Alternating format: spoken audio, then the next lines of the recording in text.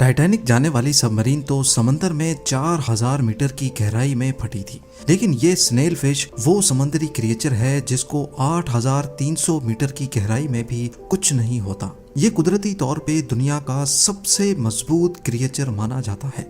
फिर चाहे इसके ऊपर हाथियों का झुंड खड़ा कर दिया जाए, इसके ऊपर से भारी ट्रक्स गुजार दिए जाएं, या फिर हत्ता के एक लोकोमोटिव ही इसके ऊपर क्यों ना खड़ा कर दिया जाए, इसकी बॉडी टस से मस नहीं होगी। पर सवाल ये है कि आखिर इसके अंदर ऐसा क्या मौजूद है। जेम टीवी की वीडियोस में एक बार फिर से खुशामदीद। नाजरीन, पैसिफिक ओशन में गुआम आइलैंड से 350 किलोमीटर साउथ वेस्ट में ट्रेवल किया जाए तो समंदर का वो हिस्सा आता है जिसके नीचे ओशन का डीपेस्ट पॉइंट मौजूद है। इस पॉइंट को मैरियाना ट्रेंच के नाम से भी याद किया जाता है। मैरियाना ट्रेंच समंदर के बॉटम पर चांद की शक्ल जैसा एक बहुत बड़ा कर्व्ड डेंट है जिसकी लंबाई 2550 किलोमीटर और चौड़ाई 69 किलोमीटर है। इस डेंट की वजह से समंदर का ये हिस्सा अचानक से बहुत डीप हो जाता है। इस डेंट का अंदाजा लगाने के लिए इसको गूगल अर्थ पर भी देखा जा सकता है। इस ट्रेंच में हमारी दुनिया का सबसे गहरा पॉइंट चैलेंजर डीप समंदरी लहरों से भी 11,033 मीटर या फिर 36,200 फीट नीचे मौजूद है। ये गहराई ओशन की सबसे कम एक्सप्लोर की जाने वाली गहराई है जिसको हेडल जोन भी कहा जाता है। इसका ये नाम ग्रीक अंडरवर्ल्ड गॉड हेडीज के नाम पे रखा गया था।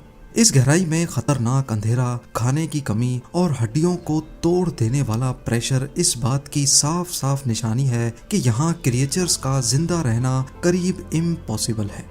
पहले तो ये भी समझा जाता था कि हेडल जोन तक इंसान कभी नहीं जा पाएगा, लेकिन 19वीं सदी में एक वाकया हुआ जिसने इस कॉन्सेप्ट को हमेशा हमेशा के लिए बदल दिया। 1875 में HMS चैलेंजर नामी शिप समंदर में मौजूद थी। इसमें उस वक्त के ओशन एक्सप्लोरर्स ओशन का डीपेस्ट पॉइंट तलाश करने निकले थे। एक जगह पर आकर उन्होंने रस्सी पर वजन लटकाकर उसको समंदर में फेंका। ये नोटिस किया गया कि रस्सी नीचे जाती जा रही है, लेकिन डीपेस्ट पॉइंट अभी तक नहीं आया। ऐसा पहले कभी नहीं हुआ था कि उनकी रस्सी समंदर के बॉटम पर पहुंचने से पहले ही खत्म हो गई हो। इस खबर ने पूरी दुनिया के ओशन एक्सप्लोरर्स को हैरत ज़दा छोड़ दिया। मैरियाना ट्रेंच ओशन का सबसे गहरा पॉइंट था, ये जानना ही सिर्फ काफी नहीं था। यहाँ तक पहुँचने के लिए कई बार कोशिशें की गईं, लेकिन ये गहराई किसी को अपने करीब भी आने नहीं देती थी। चैलेंजर डीप की डिस्कवरी के 85 सालों के बाद 1960 में दो लोगों ने यहाँ तक जाने की हिम्मत बांधी, जैक पिकार्ड और नेवी लेफ्टिनेंट डॉन वॉल्श। ये कारनामा उन्होंने ट्रिएस्ट नामी सबमर्सिबल में बैठकर अंजाम दिया। उनका ये 5 घंटों का सफर ढेर सारे चैलेंजेस से भरा हुआ था। 5 घंटे सिर्फ जाने के और बकाया 5 घंटे वापस ऊपर आने के। इस गहराई में पानी का प्रेशर सी लेवल से करीब 1000 टाइम्स ज्यादा होता है। उनके सफर के दौरान सबमरीन की खिड़की का शीशा क्रैक हो गया था, जिसकी वजह से चैलेंजर डीप पर वो सिर्फ 20 मिनट ही गुजार पाए और फिर उनको वापस ऊपर आना ही पड़ा। बेशक उन्होंने इस पॉइंट पे सिर्फ थोड़ा सा वक्त ही गुजारा था, लेकिन वहां उन्होंने जो देखा उसने साइंटिफिक कम्युनिटी को हिला कर रख दिया। जिंदगी, जी हाँ, समंदर की सतह से 11,000 मीटर नीचे वो जिंदा मछली की एक किस्म देखकर हैरान रह गए। आपको यहाँ बताते चलें कि चैलेंजर डीप इतना गहरा है कि अगर माउंट एवरेस्ट को भी वहाँ रख दिया जाए फिर भी उसकी पीक समंदर की सतह से 2 किलोमीटर अंदर ही होगी। यहाँ पानी का प्रेशर करीब 16,000 PSI होता है, यानी सिर्फ 1 स्क्वायर इंच के एरिया पर पड़ने वाला वजन 7,250 kg। खैर, वक्त की कमी की वजह से उनको चैलेंजर डीप से फौरन निकलना पड़ा, लेकिन इस ट्रिप ने ओशन एक्सप्लोरर्स और बायोलॉजिस्ट्स के लिए एक बहुत बड़ी मिस्ट्री खड़ी कर दी। आखिर हेडल जोन में जिंदगी मुमकिन कैसे है, जहाँ ना ऑक्सीजन है ना सूरज की रोशनी। समंदर की इस गहराई में जाकर रिसर्च करना एक इम्पॉसिबल टास्क होता है। इसीलिए 1996 में जापान ने एक रोबोटिक सबमर्सिबल काइको के नाम से तैयार की। इस मिशन को काइको मिशन का नाम दिया गया, जिसमें इस सबमर्सिबल को चैलेंजर डीप तक भेजकर सैंपल्स कलेक्ट करके वापस आना था। काइको ने ओशन फ्लोर के कुछ सैंपल्स कलेक्ट किए, जिनको जब टेस्ट किया गया तो मालूम पड़ा कि समंदर का बॉटम अजीब किस्म के बैक्टीरिया से भरा हुआ है। ऐसे बैक्टीरिया जो आज से पहले कभी देखे नहीं गए थे। लैब टेस्ट से मालूम पड़ा कि ये बैक्टीरिया की एक बहुत अजीब किस्म है जो हाई प्रेशर में भी जिंदा रहने की काबिलियत रखती है।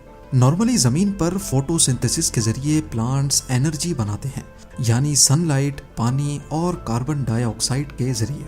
लेकिन समंदर की गहराई में जिंदगी का होना अगर पॉसिबल है तो वो इन्हीं बैक्टीरिया की वजह से है। बैक्टीरिया केमिकल प्रोसेस के जरिए कार्बन डाइऑक्साइड और पत्थरों के मिनरल्स को एब्जॉर्ब करके एनर्जी और ऑक्सीजन बनाते हैं। इस प्रोसेस को कीमोसिंथेसिस कहा जाता है। ये नोटिस किया गया कि इन बैक्टीरिया की वजह से बनने वाली एनर्जी समंदर की इस गहराई में मौजूद दूसरे क्रिएचर्स के लिए मेन एनर्जी सोर्स का बायस बनती है। ये एविडेंस इस बात को साबित करने के लिए काफी था कि हेडल जोन में जिंदगी वाकई में मुमकिन है। मरियाना ट्रेंच में हैरत अंगेज तौर पे सबसे गहराई में रहने वाली मछली को भी देखा गया है, जो कि एक स्नेल फिश है। क्योंकि ये हेडल जोन में रहती है, इसी वजह से इसको हेडल स्नेल फिश भी कहा जाता है। 12 इंच तक लंबी और 3 इंच मोटी ये मछली अपने जिस्म पर जितना दबाव बर्दाश्त करती है वो जानकर यकीन करना काफी मुश्किल है। इस मछली की बॉडी का एरिया करीब 25 स्क्वायर इंच होता है और इस गहराई में प्रेशर 16,000 psi। यानी कैलकुलेशंस के हिसाब से हेडल स्नेल फिश अपनी पूरी बॉडी पर हर वक्त 1,70,000 kg का वजन बर्दाश्त कर रही होती है।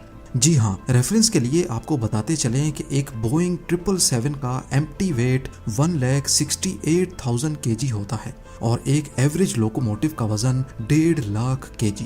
ये किसी चमत्कार से कम नहीं है कि इतनी छोटी सी मछली इतना ज्यादा वजन झेल सकती है। पर इसकी वजह क्या है, बदकिस्मती से ये साइंटिफिक कम्युनिटी को आज तक सही से मालूम नहीं पड़ सका। असल में वहां जाकर रिसर्च करना पॉसिबल नहीं है और अगर इस स्नेल फिश को या दूसरे डीप सी क्रिएचर्स को समंदर से निकाल कर लाया जाए तो वो प्रेशर की कमी की वजह से फट जाते हैं। चंद साइंटिफिक रिसर्च से मालूम पड़ा है कि जो मछलियां सरफेस पे रहती हैं उनके अंदर एक स्विम ब्लैडर होता है। इस स्विम ब्लैडर में हवा भरी होती है जिसकी वजह से वो ज्यादा डीप नहीं जा पाती। लेकिन डीप सी क्रिएचर्स के अंदर ये स्विम ब्लैडर नहीं होता और यही वजह है कि वो गहराई में आसानी से जा सकती हैं। इसके अलावा रीसेंट डिस्कवरी से मालूम पड़ा है कि तमाम समंदरी मखलूक के अंदर पाइजोलाइट्स नामी एक ऑर्गेनिक मॉलिक्यूल होता है। ये मॉलिक्यूल मेम्ब्रेन्स और प्रोटीन को क्रश होने से बचाता है। साइंसदानों को स्नेल फिश के अंदर पाइजोलाइट्स की बहुत ज्यादा क्वांटिटी देखने को मिली, पर अभी तक ये मालूम नहीं पड़ सका कि ये पाइजोलाइट्स आखिर प्रोटीन और मेम्ब्रेन्स को क्रश होने से कैसे बचाता है। ये तो तब ही मालूम पड़ सकेगा जब कोई ऐसी टेक्नोलॉजी इजाद हो जो चैलेंजर डीप में जाकर जिंदा मछली पर रिसर्च कर पाए। उम्मीद है जेम टीवी की ये वीडियो भी आप लोग भरपूर लाइक और शेयर करेंगे। आप लोगों के प्यार भरे कमेंट्स का बेहद शुक्रिया। मिलते हैं अगली शानदार वीडियो में।